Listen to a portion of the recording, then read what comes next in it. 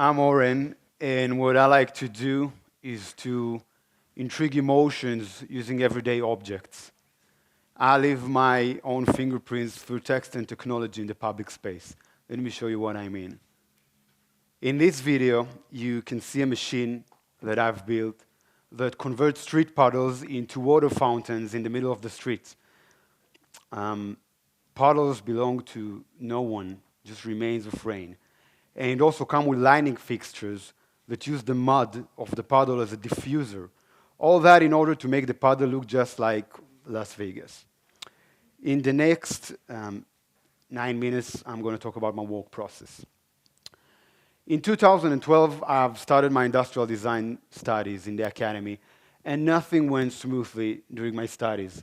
My school projects were not subjected to much praise, and whoever comes from the creative field knows that when it doesn't work, it hurts like hell. I always preferred stories and emotions over aesthetic and design. I want to give you some example for that. One day, one of my professors gave me a task to design a closet, and I gave him this. That's the Pickle tree. This is a metal device that holds cucumbers in test tubes. And each test tube contains one cucumber, one parsley, garlic, dill. And after 1 week, it transforms all of them into pickles. All that in order to be able to give someone you love one of the most beautiful presents, in my opinion, which is a perfect pickle.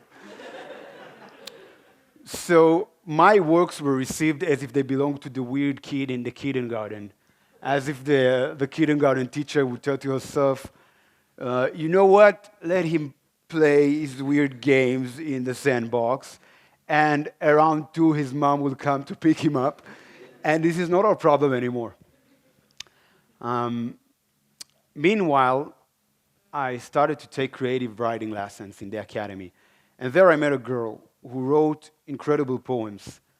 And the more she wrote, the more I liked her. It's strange what makes us like someone. For me, text is above all, because the words we use shape the people we become. And also, she was very pretty.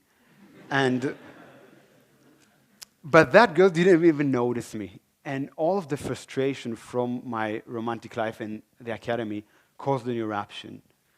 That eruption made me need to yell out, which took the form of protest poems. Protest against myself. Protest against manhood. Protest against embarrassment.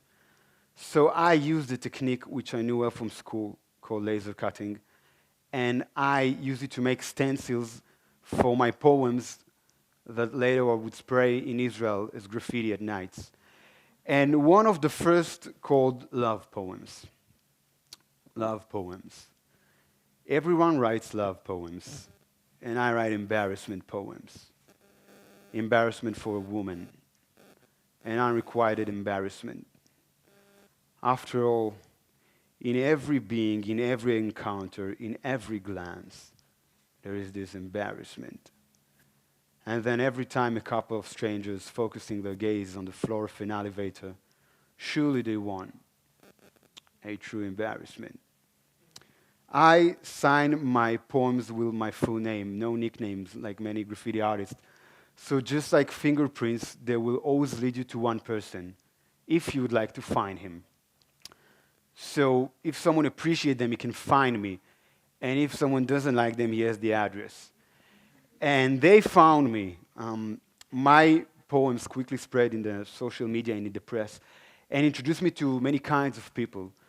Through my writing, I met religious Jews on the way of becoming secular. I met secular Jews of the way becoming Orthodox. I met transgender girl, poets, and more. Lost individual.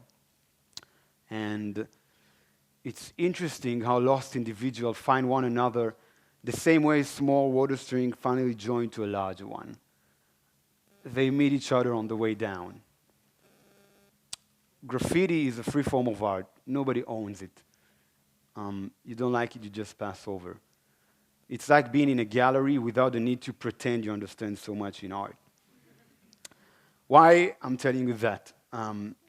Whoever does street art is familiar with the problem. You invest time and emotion in one piece, and then finally someone comes and erases it. And sometimes that guy didn't even want to erase it. He's a municipality worker doing his job. Why I'm telling you that? Because there was a project set by Tel Aviv municipality called Poems on the Route. There was a spotlight on familiar poems and familiar poetry on the public space. And that was the point when I started looking for troubles. So the project set out to bring famous pieces to the public space by print or graffiti. Next to each piece, the municipality put the logo of Tel Aviv city and the logo of the project, and the logo of the project, Poems on the Route. So basically, I Googled these two logos, and I made my own Tel Aviv city logo, and that's the laser cutting machine. So I could spray my poems disguised to their poems, but now in the middle of the day, when I look like a municipality worker. And because, these graffiti nights are exhausting. I want to do it between 9 to 5, like day job. And I found out that when you put that vest on you and you look busy, no one will stop you. More than that, people were exciting and they were wondering what I'm doing. And I told them, I'm fake. I'm not the real one. And they were like, we want to help you. And I kept spreading my poems in a way that will surprise people. For example, the election day in Israel. I researched the official dimensions of the ballot card in Israel, and I printed my poem in that size. I gave it to a few friends, and I asked them to hide them between the cards on the election stations in Israel. So when someone comes to pick a card to vote, he'll find a poem. And nobody voted for me, but I never lied to my voters, It's something really rare. Another project of mine involved Israel youth. I cooperated with an organization that supports arts in the city realms in a neighborhood in Jerusalem that is not exactly Beverly Hills. So we formed a group of about 8 boys and girls, and once a week for 2 months, I would come to their place and we would speak poetry. And there were only 3 rules to that workshop. One is you're not allowed to be embarrassed. The second one was you have to read. It's like Fight Club. And the third one was you're not allowed to judge. And in the end, I made to each kid a stencil for his best poem. And we went to spray their heart out on the streets in a place where they grew up. And so that's how they had the opportunity to leave their own fingerprints on their neighborhood. And I can tell you, these kids wrote honestly. We live in an era where so much of our lives are on social media, and we edit them to look so beautiful and meaningful, and they're not. And they wrote honestly about their issues and problems. And this is something we adults and writers, we have a lot to learn from them. Last story. One day I drove to Ramallah, which is a city populated by Jews and Arabs. And it was after I used a help of professional translator who translated some of my poems to Arabic. Now, that city doesn't have much graffiti. And you can guess what happened when a cop passed by and sees someone spraying graffiti in Arabic, and that guy doesn't even look like he's Arab. He was like, whoa, what are you doing? What are you doing? What am I doing? So until that point, I never regard myself as an artist or all that as art, because maybe I was embarrassed after all the academic art I was exposed. So I was like, I do things. But he was asking, so I was like, I'm an artist. I'm spraying love poems. So that's exactly what he wrote down in the report. So he wrote it down, and he handed it to me. So don't ever do it again.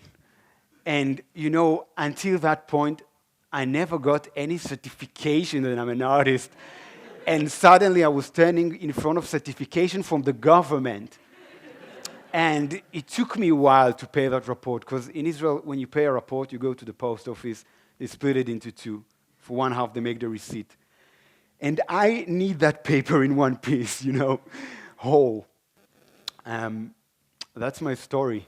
the end. Thank you very much.